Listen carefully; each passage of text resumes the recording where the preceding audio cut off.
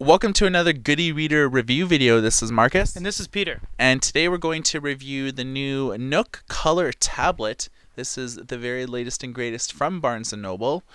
Let's get into some specs. It's a 7-inch.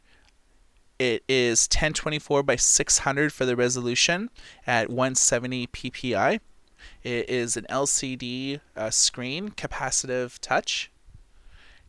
It's running Google Android 2.3, so a little bit later version of the operating system than the original Nook Color. The big draw is the CPU. It is a 1 gigahertz dual-core processor, and the memory has been upgraded from 512 on the original Nook Color to 1 gig. You also have 16 gigs of internal storage, which is double the storage of the Kindle Fire, and you could also upgrade the memory via the micro SD up to 32 gigs. The connectivity is Wi-Fi. Basically, it's slimmer and it weighs less significantly than the original Nook Color. It reads the same amount of ebook formats, so you got EPUB, PDF doc, docx, XLS, PPT, and text. Let's take a look at some of the hardware and just give you a sense on what the device looks like on a 360-degree view. So you might notice right off the bat while watching this video that the screen is flickering. This has nothing to do with the release of the device. It will not look like this when you purchase it. This is simply because we're filming it with a camcorder, and you know that when you film TVs, LCD screens, and other cell phones and such, the hertz are always different. They never quite match up. Bottom line, this will not flicker when you buy it. So, looking at the device, you'll notice that it looks almost identical in every way to the first generation Nook Color. You'll notice that the matte gray or matte silver is a lot lighter, almost looks kind of bronzy than the last one. They took the screen and the piano black finish right till the end of the frame, whereas the Nook Color had an edge here. You still have the protruding N button. So that is a physical button. It is not software driven. If you move it on to the side, you have the same placement as the first generation Nook Color, as it is still the same housing, basically. It's the same shell. You have volume down and volume up. Moving to the top, you have a 3.5mm headphone jack. Moving to the left side, you have a power button. This is used to lock the device, and it is used to turn the power on and off and turn the screen on and off. Moving to the bottom, we have a micro USB cable. This is used for charging your device and transferring data. And a lot of people, even to this day, still have a little bit of confusion as to where the SD card is. It's right down here underneath this side Nook panel. All you do is pull it up. There's a magnet that secures it. It is electronic safe. It won't scramble your data. SD card goes in there. It has a speaker on the back. This is probably the thing I'm the least fan of. Pretty bad placement. I won't sugarcoat it. It's right at the back, so it's going to get muffled when you hold it, and it'll get muffled when you set the device down. Other than that, it has the same housing as the first generation Nook, and pretty much identical button placement. Okay, let's look at the software side of things and give you a sense on how everything's laid out, what type of programs come out with the e-reader, and so on. We'll show you the ebook experience, we'll show you how magazines look, and as well as comic books, music, and video. So let's take a look at this. You press the N button, and that more or less brings up your options. So the first thing we're going to take a look at is your library. And by default, it shows you your books here. If you have purchased books on the original Nook Color and you're upgrading to this, all of your books will automatically be downloaded and synced. You can also easily buy books from Barnes & Noble. So here's some books that we have, purchased before. You can see we have purchased these books, and we haven't actually downloaded them to the device yet. So it's as simple as just clicking download, and it just downloads the book from Barnes & Noble. You can see that we did that very quickly. And here we go. Page turns, basically just swiping, or you can tap.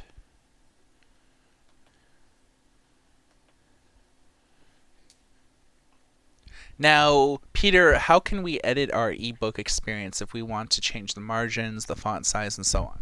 What you'd want to do is do a center tap. This brings up your list of settings here at the bottom. So what one of the main options, obviously, aside from brightness, sharing content, and looking things up, would be this one. This is probably your go-to setting in reading experience. When you press the double A text button, all this comes up, and you have a very quite a large amount of customization you can do to your book. And as you can see, it is displayed up top as a preview. So as you're we these, for example, we will do margins. You see how there is a thick margin on each side. If we extend it, it will get closer to the edges of the frame. If we gather it, it'll be very far away, almost like a magazine article. So for ideal reading purposes, we want to have, wide margins, a little bit smaller text. Unless you have trouble seeing, then you would be able to use, very large text, which comes very much in handy. You also have several font typefaces, so plenty there to choose from. You have about 8, and that's, more than enough. I mean, I'm sure you'll find something. We also have themes, so you can do daytime, you can see at the top here. You can do night, for when you're reading at night. Or if the white screen is getting to you, you can do gray. Kind of makes it dim, so it's a little easier on your eyes. We have butter. Not too much of a difference from daytime. We have mocha. This one's actually a really soft looking page. And sepia or sepia, depending on how you say it. We also have line spacing, so you can space the lines out a little bit more. We'll show you that. You can gather it nice and close like this. Or you can spread it out really far if you're getting confused while jumping from the end of the sentence. Okay, cool. The last thing you might have noticed was publisher defaults. Sort of like how the publisher was intending it for you to look. So you can check that out. So that's basically the ebook experience. Most books that you purchase from Barnes & Noble and sideload in yourself look exactly like that. So you have magazines. And this is one that we've loaded in ourselves. Of course, full pinching and zooming, full color.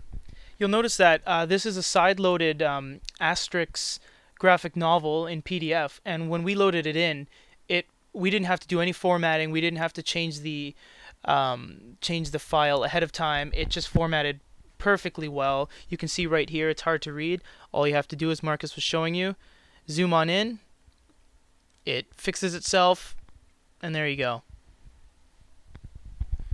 Yeah, so comics and graphic novels obviously are going to look really good. You have some settings here, mainly just your brightness and stuff. You don't really have a lot of like font or reflow type options or anything like that. Going to newspapers, we have also a newspaper we side-loaded in. This is a complex PDF, and most e-readers never really do a good job at displaying them, but the Nook Color obviously does a very superior job to be able to customize your experience because it is running a dual-core processor. It has a lot of RAM. You can pretty well scroll seamlessly, pinch and zoom seamlessly. You're not going to experience any lag or anything like that. You can highlight words there as Peter's doing. Notes, highlights, look up for the dictionary. You can hit the share button and share that specific passage with your followers on Twitter or Facebook. You can also use the find button to look up specific passages or specific words on the entire document. So a lot of options that you have here, which is kind of cool. So you see all like the different pages that actually have that word. So Nook tablet does a fine job, I think, at complex PDF layouts. I would agree as well. I will say that I think e-readers, for example, the Pocketbook 902 and 912 do a little bit better because they have a lot of more customizational options, and you can do reflow and you can change the actual layout of the PDFs, whereas the Barnes & Noble Nook Color tablet looks to be more of a PDF viewer with not quite as many options, but it still does 10 out of 10 job. I totally agree. Next to newspapers apps, and these are apps that come loaded with a device. You notice with the original No Color, you had Pandora, but now you have Netflix, Hulu Plus. Hulu Plus only works with US based credit cards and US based accounts. So even though that if you say have the Nook tablet like we do in Canada, we just basically used a fictitious USA address and our real credit card, and that pretty well allows us to buy any book, magazine, newspaper, app, and so on. And a lot of other devices don't allow you to do that. But with Hulu Plus, because it's a third-party program, you really only it's a little bit harder to actually use. Netflix, of course, is something that comes bundled with a device, and we set this up in advance, and you get the full Netflix experience here. You can watch movies, TV shows, so on. Let's check out just something just to give you a sense. We'll look at good old Spides, and we'll just click play. Of course, you do need a Netflix account in order to get this going. And once you have a full Netflix account, you can easily stream media. Most of it does load in LAN escape mode. This is exactly what I was talking about with the speaker. We're laying it down on our table here, and it is very much muffled. Yeah. I would have liked to see the speakers at the top or the sides to come at you as you're viewing the multimedia that you're viewing. I thought the inclusion of Netflix and Hulu Plus right out of the box is pretty solid, because it allows you to really take advantage of the multimedia aspect of the Nook tablet. And I definitely approve of having this. Of course, there are different, media streaming apps in the Nook App Store, and we'll take a look at that in a second. But as you can see, the resolution looks really good. Do we have any options to customize the Netflix experience? Can you long tap, single tap, or anything like that? Doesn't look like there's too many options to play around with, at least the Netflix videos. So pretty well what you see here is what you're getting. It does seem that way. I mean, Netflix, I guess they do their things in a specific way. All right, cool. So let's take a look at some of the other stuff that we have here. We'll go back to library and just iron it out. So you do have your apps here.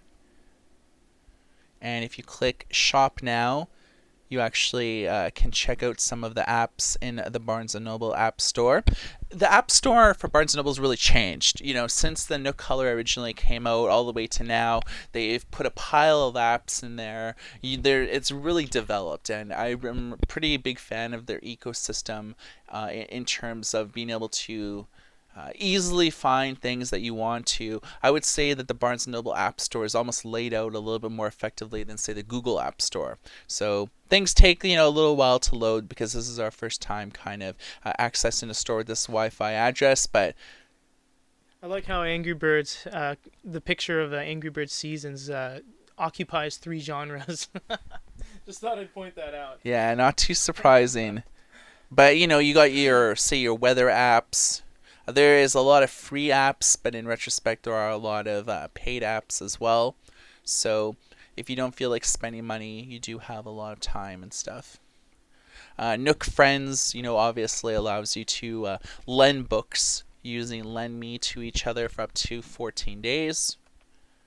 If you don't have any Nook Friends, you can find friends on our partner lendingebook.com. You can check them out. Okay, so you have Nook Kids, and this is really what makes the Nook line of e-readers, the Nook Color and the Nook Tablet, pretty popular with like parents and stuff like that. They have ways that you could have the book being read to you in a narrator's voice. Uncle Giraffe, the elephant called out. How many spots do you have? Shoo! His uncle muttered. So many questions. Take your nosy nose somewhere else. So it really helps immerse kids into it. And I'm a huge fan of these sort of read-along books because I grew up with read-along records, and that really taught me word correlation. I almost memorized the audio, and that sort of taught me to associate the audio with like the words. And so I'm a big fan of this sort of way of doing it. And this is the big advantage that Barnes & Noble has over, say, the Amazon Kindle Fire, because Barnes & Noble's been doing these types of books, and they have these big content partners lined up that have been developing this sort of stuff for years. And so their ecosystem is light years ahead, I think, of the Kindle Fire. Also, one of the cool options that they have here is an actual read and record. What this allows you to do is actually narrate it yourself. So instead of listening to how we just listened to how is the default narrator reading the book, if you're, say, a parent that travels a lot, you can actually narrate yourself reading this book. And so when your kid's actually reading the book, instead of the narrator reading, it's the parent that's maybe not there, or maybe the grandparent. So you can gift these ebooks and then actually record the grandparent reading books to like the kids. And this is a really new feature. So this is the Elephant Child, How the Elephant Got His Trunk. So this is the Elephant Child, How the Elephant Got His Trunk. So that is very cool, and this is something exclusive with the Nook tablet. So little features like this, I think, really up its game. And you can see that my recordings are there. And again, this is only more or less with kids' books. If you click on my stuff, gives you a chance to check out my shelves, my files. Lend Me, again, is how you lend books to each other. So if you click on my files, This is more or less just a general file manager, so you can choose things like books that maybe didn't get shortcutted to the main screen, stuff you've sideloaded in. You have documents, magazines where I've put the Asterix graphic novel. You have music where I've put a music file here. So you have a really good music player, although once again the layout of the speaker I do kind of not totally agree with, but that's fine. We have newspapers where I put that world news. We have Nook Kids recordings where we just were. We have pictures. You can view pictures on the device as well. Very clear. And with the new processor, you can pinch and zoom, and it renders much quicker than the last generation one. You can see the screen is very nice. The green's all vivid. Nothing looks all blurry and just dull. It's very clear pictures on the Nook tablet, and there's some preloaded stuff there as well. And there's videos and wallpapers too. So I'm pretty sure this is a familiar vid for most of our viewers. The just some public domain mountain view. So you can see the resolution is very good. I've noticed a little bit of lagging and chopping with the last generation Nook Color, but with the new upgrades in RAM and CPU, it's more than enough to make pretty much any HD video flow. Yeah, I really like this. Having your own loaded videos on here is very cool. And again, you can't really edit any types of settings. Peter showed you some of the wallpapers. You can actually set up wallpapers on your default device. You can actually set up scrolling wallpapers that will scroll as you switch the screen from left to right. And you could also set up static wallpapers that really don't change. Let's take a look at some of the other features here. You have your shop, and this is really the bread and butter here is the Barnes & Noble ebook store. You can shop for books, magazines, newspapers, music, video apps, and so on. A lot of good things here. Let's just check out how the store looks here. So that changed a bit from the original Nook Color. So free sample, share it, wishlist it. You can see what other customers have purchased that have also bought in this book. Customer reviews. Kind of give you a sense on what other people thought of it, and editorial reviews.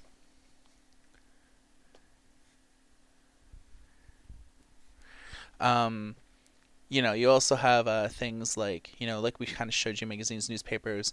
Kids' books seems to be a perennial favorite. You have actually a dedicated section for books that have the read and play feature. So narrator voices, read to me, bestsellers, and as well as a lot of ages. So I like the age groups. I really agree with that. It organizes things in 4 or 5 sections there, from ages 0 to teens, and instead of having one gigantic children's genre.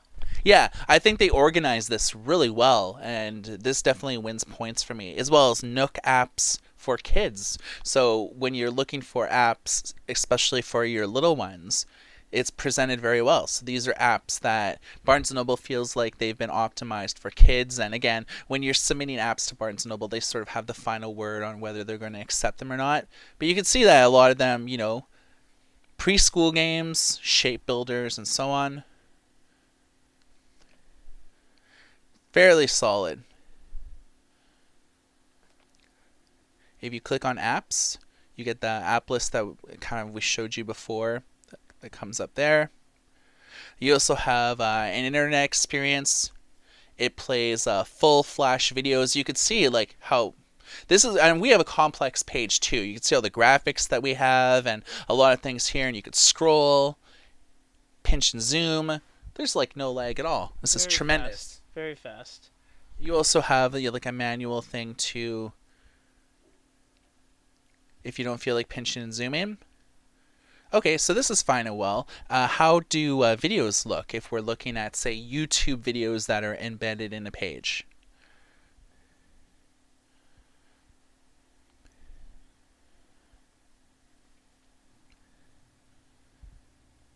I think let's tap this and check it out.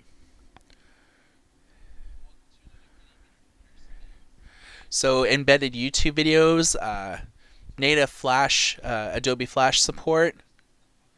Look at that. Yep, you click on it. Full screen right out of the box. Not too bad. So this is pretty well all of the main features. There are some settings menus buried in here. More or less, it just gives you chances to, configure your device. You check out your battery life, account number. There's lots here. Lock the rotation, screen timeout, sounds, security. You can actually lock your device. So if you want to make it so you need a password to log in, you can do that. There's also restrictions. So you can set restrictions for the web browser, purchasing content. There's a lot here. So, Peter, what is your perspective on the Nook tablet, and how do you feel about it? I think that them keeping the same body was it was fine with me because I like the way the shell looks. I like the first generation Nook color. I'm very much digging the new CPU upgrades, the RAM upgrades, the 8 gig to 16 gig upgrades. You can still put 32 gigs in SD card. Everything's coming together really well. I would have liked to see some speakers somewhere else, but flat on its back. Other than that, there's not much else to say about it. I mean, it's an upgraded Nook color, and how successful was the Nook color, right? And this is just that much better. Yeah, the Nook color is really what saved Barnes & Noble from going the same route as Borders. The company was in trouble until its e-reader franchise, really took off. And you can see the first generation Nook color on your left and the new Nook tablet on your right. So things look and feel a little bit differently. I'm a huge fan of the Nook tablet. I really think that spec-wise, you get tremendous bang for your dollar. If you were to walk into a Barnes & Noble store, it's about $259. to buy it new, and it has a lot of oomph. It feels like a late 2011 type device in terms of really what you get out of the hardware right out of the box. You can watch streaming videos, full internet experience. You could read all this great color content that's optimized for a color e-reader. Lots of devices come along like the Pan Digital Novel or the Velocity Micro Cruise and all these types of things. And the hardware sucks. The ebook experience is rather lackluster. But this is actually a tablet that was built and designed from the ground up to be an e-reader first and foremost, and it has multimedia stuff secondary, whereas the Kindle Fire is pretty well billed as a media device, and the Nook tablet is billed as an e-reader device. More on that when we do the Nook tablet versus the Kindle Fire videos. We have a whole bunch of videos on this coming up, so stay tuned to our YouTube channel at youtube.com/user/goodereader, and keep checking out our site at goodereader.com. And for Good E-Reader, my name is Marcus. This is Peter. And everybody take care.